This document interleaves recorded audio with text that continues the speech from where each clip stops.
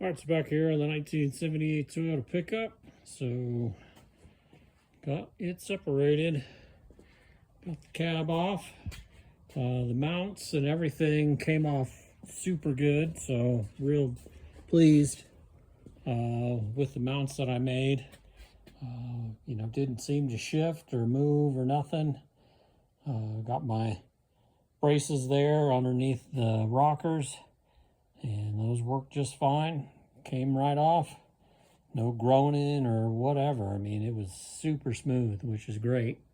But yeah, you could see the tunnel. I got a whole boatload of welding I got to do. So, I got to get that piece capped so I don't get any moisture or anything in there.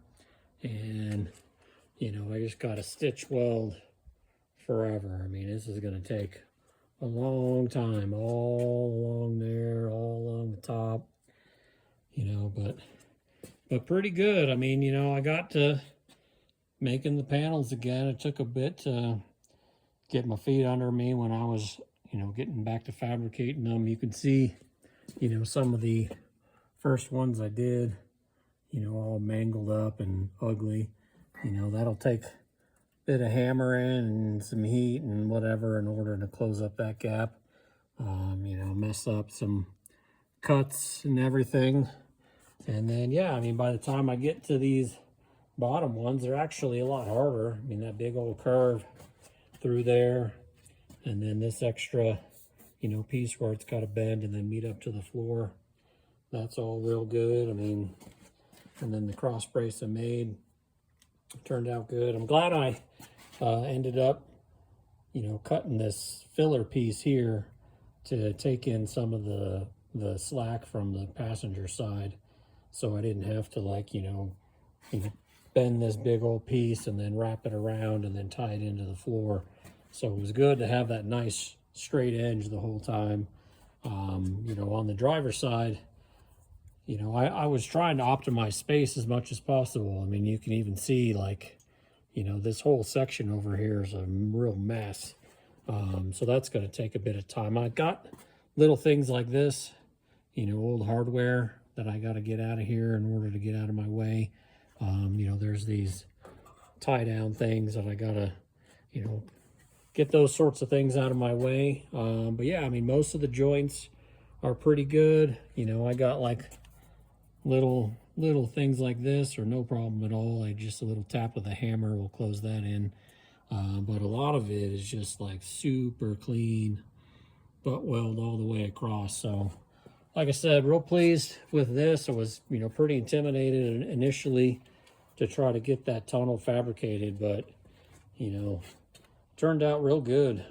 Super pleased with it. I do have to, and I forgot to do this, and there's no way that the stitch welds would have been okay. I forgot to clean the underside of these panels. You don't really want to have that contamination pulling into the weld. If these little tacks all over, it's okay-ish, but I did have a couple of them sort of bubble up on me.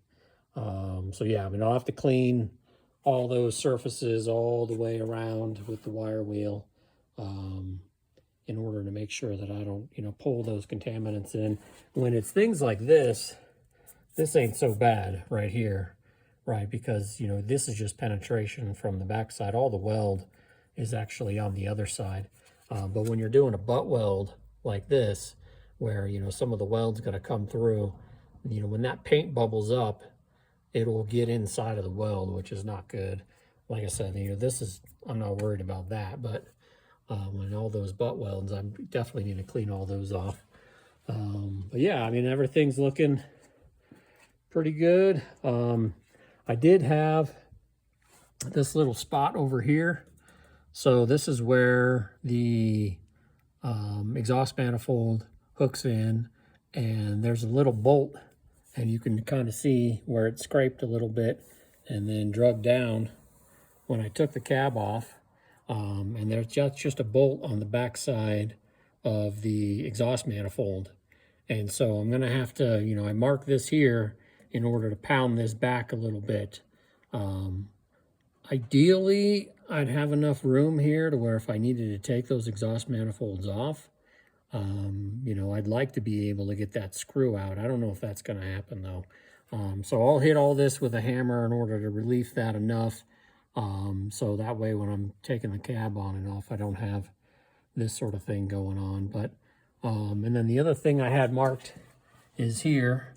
So this is where the shifter comes through, and you know, hell of a time trying to reach up underneath the car and get that in there. So that's, you know, a crappy line that I got to get with. But you know, at the end of the day, this is sort of the top edge, and then these are the sides. And so I'll just cut a section out here, that where the shifter is going to have to come through.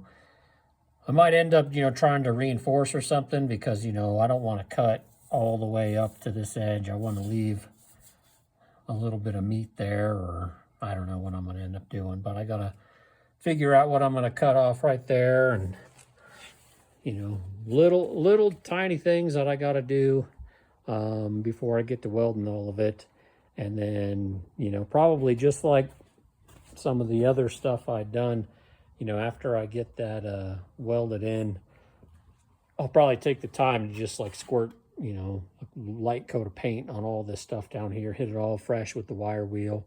You know, this is annoying crap, right? A brand new panel, and I got rust and everything on it, which is annoying. So I'll probably do the same thing I did with the other ones, wire wheel it, and then spray it down with that rust remover stuff and get all this cleaned up. So yeah, looking pretty good. Good progress.